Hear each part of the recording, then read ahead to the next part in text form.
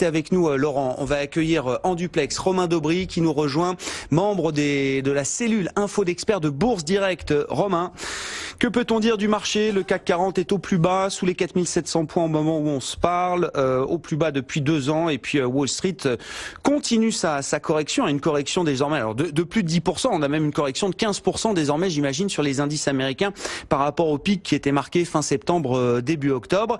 Et visiblement, Jérôme Powell a jeté d'une certaine manière de l'huile sur le feu. Bonjour Grégoire, bonjour à tous. Oui, il a un peu jeté de l'huile sur le feu. Enfin, pas tant que ça, c'est surtout un marché qui est très spéculatif en ce moment, très nerveux, qui réagit beaucoup. On avait un petit consensus haussier à très court terme, et notamment sur l'annonce de la Fed hier soir et de la décision sur les taux. On attendait un discours assez dovish. Il a été relativement, et je pense que le consensus était d'attendre une hausse du marché. Tout le monde commençait à l'anticiper. On voyait que le marché commençait à monter un petit peu avant l'annonce déjà, et il y avait quasiment en revanche pas d'intérêt pour l'annonce de l'accord entre l'Italie et Bruxelles. Donc ça faisait monter le marché de quelques points. Et je pense que ça a joué un peu comme phénomène de contre-pied. Et il y a un phénomène qui accentue ce mouvement de baisse à court terme, qui est lié à la spéculation et lié au fait que a lieu demain l'échéance des marchés dérivés du mois de décembre, qui est une très grosse échéance. Il y a beaucoup de positions. Il y avait de la pression baissière aussi, et donc ça a accentué le mouvement qu'on voit à l'instant. Alors, sans faire d'analyse rétroactive, voilà, le contre-pied, il était dû à ça, et à très court terme au fait qu'on attendait un peu un mouvement de hausse et peut-être un calme pour les quelques derniers jours de bourse de l'année. Maintenant, on voit que le mouvement il reste quand même très contenu. On aurait pu avoir une accélération baissière un peu plus marquée compte tenu de la configuration graphique actuelle. On n'a toujours pas de sell-off, on n'a toujours pas un marché qui perd 2% en une heure avec une accélération où on sent plus de plancher, on voit que vraiment il y a capitulation. C'est pas le cas, ça reste quand même assez technique, assez graphique, ça glisse dans des proportions importantes, mais ça reste assez canalisé. Ça, c'est lié aussi à des considérations techniques sur les options. On voit qu'il y avait de la couverture sous 4750 points, donc les options jouent leur rôle d'amortisseur. Ce qui va être intéressant d'observer maintenant dans les heures à venir, c'est l'échéance des marchés dérivés de demain, et donc de voir la réaction. Est-ce qu'il va y avoir des défenses, parce qu'il y a quand même de grosses positions et donc des intérêts à couvrir, à équilibrer, et donc tous les mouvements auxquels on va assister probablement d'ici demain 16h à Paris et 12h sur l'Eurostoxx et le DAX vont être un peu accentués par ce phénomène d'échéance. Pour mémoire, au cours des 7 dernières échéances, donc ce serait la 8e celle-ci, il y a eu dans la semaine qui a suivi l'échéance un mouvement un peu important. Alors quand je dis la semaine prochaine elle va être un petit peu écourtée, puisque le marché n'est ouvert à Paris que lundi matin jusqu'à 14h. Il clôturera pour ouvrir uniquement le jeudi et le vendredi suivant, et puis il y aura la journée du 31 qui sera tronquée aussi. Donc vous voyez, dans les 15 jours à venir, les marchés vont être peu ouverts, mais en revanche, voilà, on est dans un marché un peu incertain, personne ne veut prendre d'initiative, on voit que tout ça est creux et surtout alimenté par des considérations techniques. Voilà, mais la configuration globale est, on l'indique depuis quelques temps maintenant, est toujours baissière, est toujours dégradée. Ce qui est intéressant de constater, c'est qu'on s'est arrêté sur les indices américains sur des niveaux majeurs de retournement de moyen terme, donc pas encore de long terme, mais de moyen terme, donc des niveaux sous lesquels on pourrait accélérer en début d'année. Donc tout ça est pas de très bon augure pour le début 2019. Maintenant, on est plutôt, encore une fois, canalisé, et il y aura probablement des opportunités dans la foulée de ces mouvements-là. Ça va très vite quand même, Romain. Alors en Europe, c'est vrai qu'on est un peu plus habitué peut-être, mais sur le marché américain quand même, enfin je veux dire, quand on regarde la performance de Wall Street depuis le début du mois de décembre, on parle peut-être du pire mois pour le Dow Jones depuis, je crois, le début des années 30. Donc c'est pas anodin ce qui se passe. La vitesse quand même à laquelle Wall Street a dévissé, c'est assez spectaculaire. Alors on verra quand même, parce que là je vois déjà le Nasdaq qui tente de se racheter un petit peu. Donc on verra quand même s'il y a, comme vous dites, une volonté de défendre certains niveaux. Mais quand même, le mouvement a été violent sur le marché américain là de manière assez spécifique. Ouais, il est violent, mais on a assisté quand même à une hausse sans discontinuer depuis 2008. Ça fait 10 ans de hausse sur les indices, et on sait graphiquement que la plupart des mouvements boursiers sont retracés d'environ 50% au cours de leur vie. Donc le mouvement qui a eu lieu de 2008 à 2018 a été quand même particulièrement important. J'ai plus les chiffres en tête depuis 2008, mais depuis 2016, le Nasdaq a pris 92%. Je crois que c'est de l'ordre de 70% pour le Dow Jones, pas loin de la même chose pour le S&P.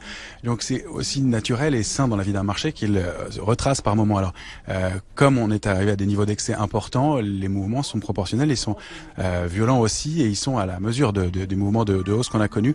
Ils se font assez brutalement et assez rapidement parce que tout accélère aujourd'hui, parce que le mode de fonctionnement, le trading algorithmique, les automates accentuent ces choses-là. Maintenant, on a des phénomènes qui pourraient être, à mon avis, un peu plus violents à venir, même si le mouvement qu'on rencontre là est important. On vient de très loin, mais lié justement à la spéculation, aux options et à la spéculation sur la volatilité, parce qu'on a beau considérer que le marché est couvert, ça signifie qu'il y a des acheteurs de volatilité dans ce marché, et que si on franchissait certains niveaux à la baisse, il pourrait y avoir une vraie réaction. Encore une fois, souvenez-vous qu'en fin janvier dernier, ce qui avait entraîné le mouvement de baisse et qui l'avait fait accentuer, c'était justement l'emballement sur la volatilité et des produits liés à la volatilité qui étaient incotables et qui avaient eux-mêmes accentué le mouvement de baisse. Donc voilà, il y a un petit risque à mon avis de ce côté-là encore, et c'est peut-être de là que viendrait le coup. Mais oui, les mouvements sont importants, ils sont violents, et la configuration est assez dégradée, et voilà, je pense qu'elle sera contenue, qu'on va assister à des mouvements un peu rapides, mais oui, il n'est pas question d'acheter le marché dans l'immédiat, il faut être plutôt prudent, réaliser des arbitrages pourquoi pas, mais être méfiant bien entendu. À propos de mouvements violents, un commentaire messieurs, alors Laurent, je commence avec vous en plateau, Laurent Géronimi, Swiss Life Banque Privée, sur DBV. Une des biotech stars quand même de la cote française, qui a dû se coter peut-être 2013 je crois de mémoire, spécialiste des patchs de désensibilisation avec un produit vedette, le Viaskin Peanut, donc ce patch qui permet de se désensibiliser facilement, notamment chez les enfants, contre l'allergie à l'arachide, qui est un problème global, mondial, et notamment sur le marché américain. Et c'est pour ça que DBV est très présent aux États-Unis, coté notamment au Nasdaq. Il y a un peu plus d'un an, l'été 2017, DBV pesait plus d'1 milliard d'euros en bourse. Aujourd'hui, on doit tourner autour de 300 millions de capitalisation boursière, avec un effondrement du titre, au moment où on se parle, de près de 70%, Laurent. C'est terrible parce que ils ont un produit, comme on dit, qui avait été validé par l'autorité sanitaire des États-Unis et qui devait rentrer en production au cours du premier semestre 2019. Et donc on est à 15 jours quasiment de cette mise en production, et un communiqué laconique hier soir à 23h après la fermeture du marché américain, puisque c'est coté sur le Nasdaq comme vous l'avez rappelé. Il dit voilà, on a des problèmes de production, en gros c'est ça. Et sur il y a un questionnement sur le processus de fabrication et le contrôle qualité. Voilà les termes exacts qui sont rapportés par DBV dans ces discussions avec la FDA, l'autorité de santé américaine. C'est quand même surprenant, parce qu'il y a des cahiers des charges quand on met en place de tels processus industriels, que 15 jours avant la mise en place justement de la production définitive. Alors ils attendaient l'autorisation de mise sur le marché quand même au deuxième semestre, mais oui. On était quand même quasiment fait. Donc ce qui explique la violence, c'est-à-dire que la violence, c'était tout d'un coup, on ne comprend plus. En tant qu'investisseur, qu'est-ce qui se passe? Et d'ailleurs, il y a ce qui se passe aujourd'hui sur Paris, ce qui s'est passé aux États-Unis, mais aujourd'hui, les commentaires de tous les analystes, c'est mais que se passe-t-il? Et il y a une révision brutale du cours de bourse de DBV. C'est-à-dire qu'il y a aussi des consultants, des consultants qui disent mais les autres analystes, les autres produits pharmaceutiques concurrents, alors qu'ils étaient leaders, vont gagner du temps et vont être homologués par la FDA. La FDA va demander des explications. Les investisseurs, comment vont-ils avoir des investisseurs pour investir dans des chaînes industrielles?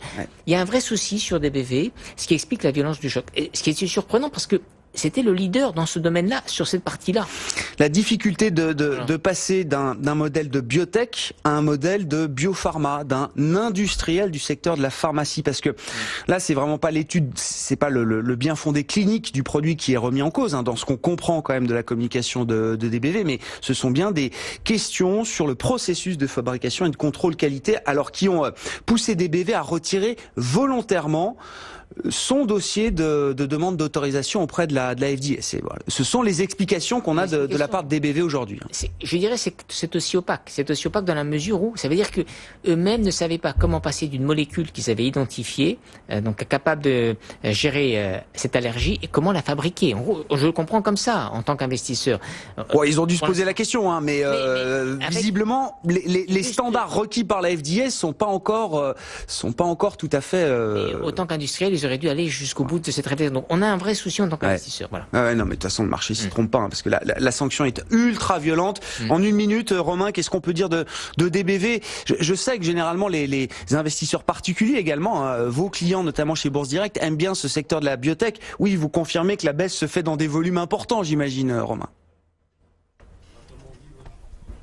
Ouais, bien entendu, elle se fait dans des volumes importants, ce sont des titres qui attirent l'attention, surtout que les investisseurs chez nous sont des investisseurs actifs, ils sont en recherche de volatilité, et puis ce sont des valeurs qui attisent la spéculation. C'est des valeurs qui, pour mémoire, le titre avait pris de juin 2012 à juin 2015 plus de 1000%.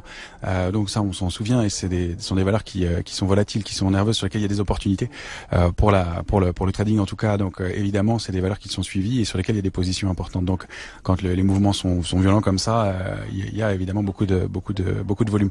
Maintenant, ce qu'on peut en dire graphiquement, c'est qu'elle avait formé une figure de retournement baissière des BV depuis 2017, et lorsqu'elle avait cassé en octobre 2017 le point de 46,40, ça a validé un mouvement baissier.